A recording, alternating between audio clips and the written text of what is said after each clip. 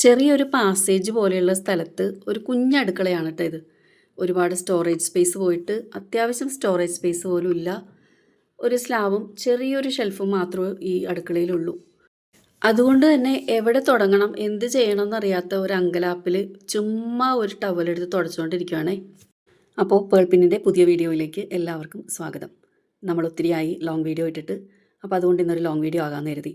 നമ്മുടെ ഷോപ്പിങ്ങിനെക്കുറിച്ചും വീട് മാറലിനെക്കുറിച്ചും വ്യക്തമായിട്ടോ അല്ലെങ്കിൽ വിശദമായിട്ടോ ഞാനൊന്നും പറഞ്ഞിട്ടില്ല. ഷോർട്സിലൂടെ ചെറിയതായിട്ടൊക്കെ അങ്ങനെ പറഞ്ഞു പോകുന്നതേ ഉള്ളൂ.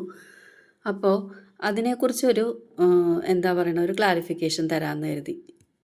ഒരു 10 വർഷത്തോളം ഞാൻ അമ്മച്ചിയുടെ കൂടെയാണ് നിന്നിരുന്നത്. അപ്പോൾ അമ്മച്ചിയും ഞാനും പൊന്നും മാത്രമേ വീട്ടിലുണ്ടായിരുന്നുള്ളൂ.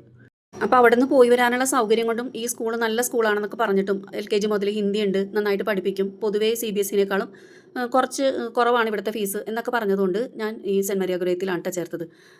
നെട്ടൂരുള്ള സെൻറ്റ് മരിയ ഗുരേത്തി.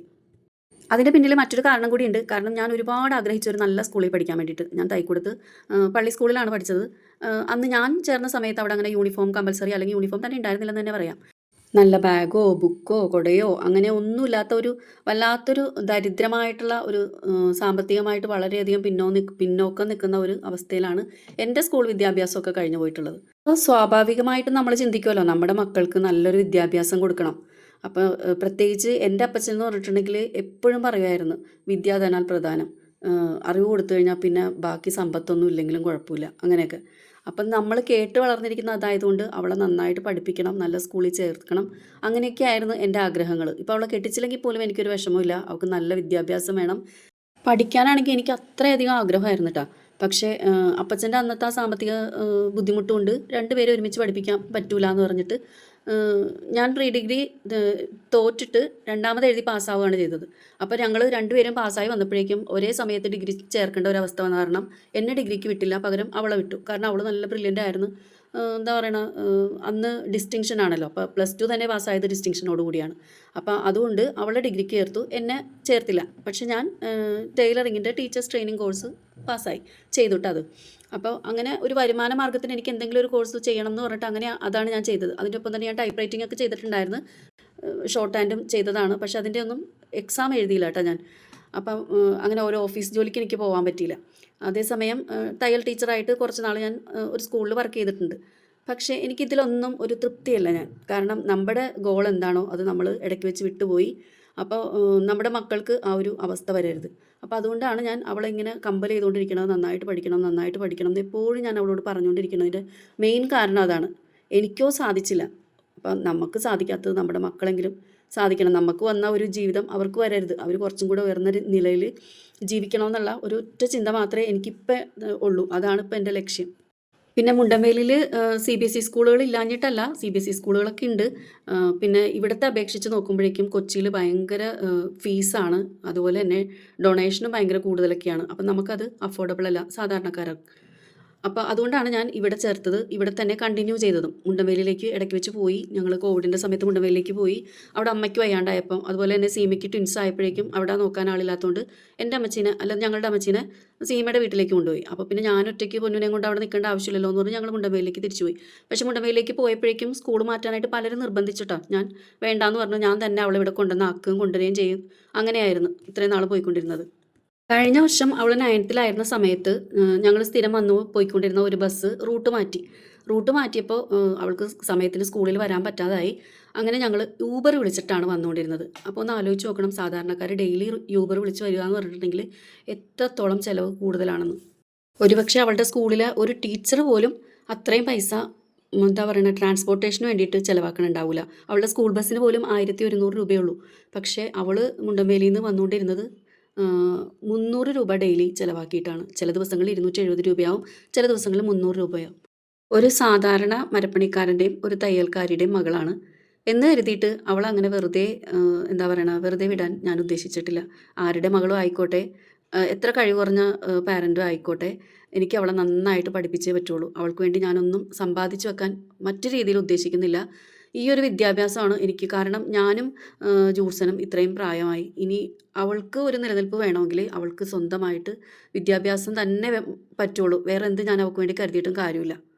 അപ്പോൾ അടിത്തറ ഭദ്രമാക്കുക എന്നുള്ളതാണല്ലോ മെയിനായിട്ടുള്ള കാര്യം.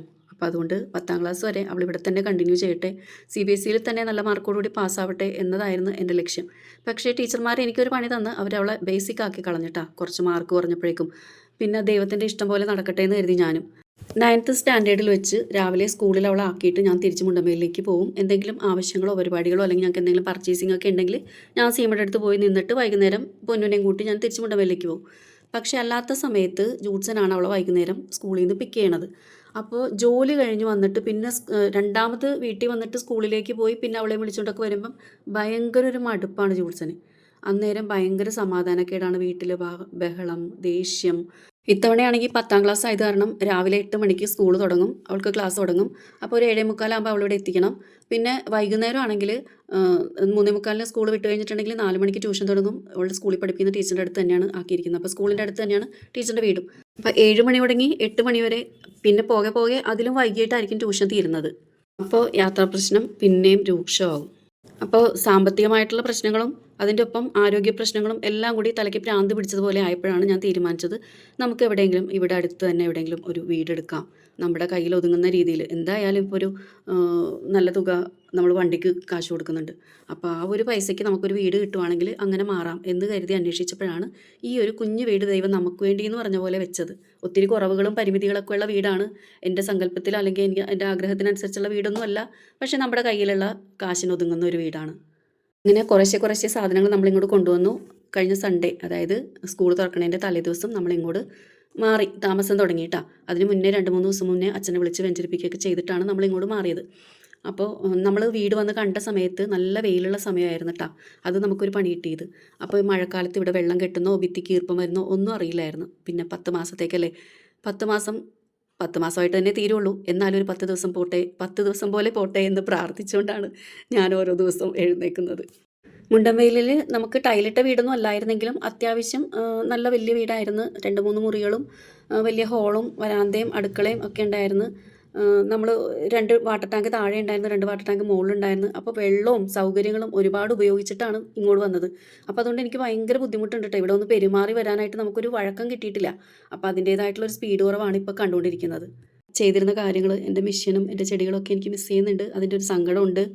അവിടെ പോയി ഗാർഡൻ വീഡിയോസൊന്നും എടുക്കാൻ പറ്റാത്തതിൻ്റെ വിഷമമുണ്ട്. സൺഡേസ് പോകുമ്പം ഇനി അത് ചെയ്യണം.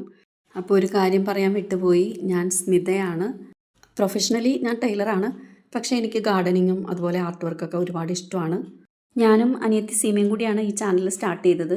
ഞങ്ങൾ 2 പേരും വരുമാനം ഉണ്ടായിരുന്ന ആൾക്കാരാണ്. ഞാൻ ടൈലറിങ് ഷോപ്പ് നടത്തുകയായിരുന്നു, അതെനിക്ക് സ്റ്റോപ്പ് ചെയ്യേണ്ടി വന്നു. അതുപോലെ തന്നെ സീമ പുറത്ത് ഓഫീസിൽ വർക്ക് ചെയ്യുകയായിരുന്നു, അവൾക്കും പ്രഗ്നൻസി ആയിട്ടൊക്കെ അതും സ്റ്റോപ്പ് ചെയ്യേണ്ടി വന്നു. അപ്പോൾ 2 പേരും അറ്റ് പ്രസൻറ്റ് വരുമാനം ഇല്ലാത്ത ആൾക്കാരായിരുന്നു.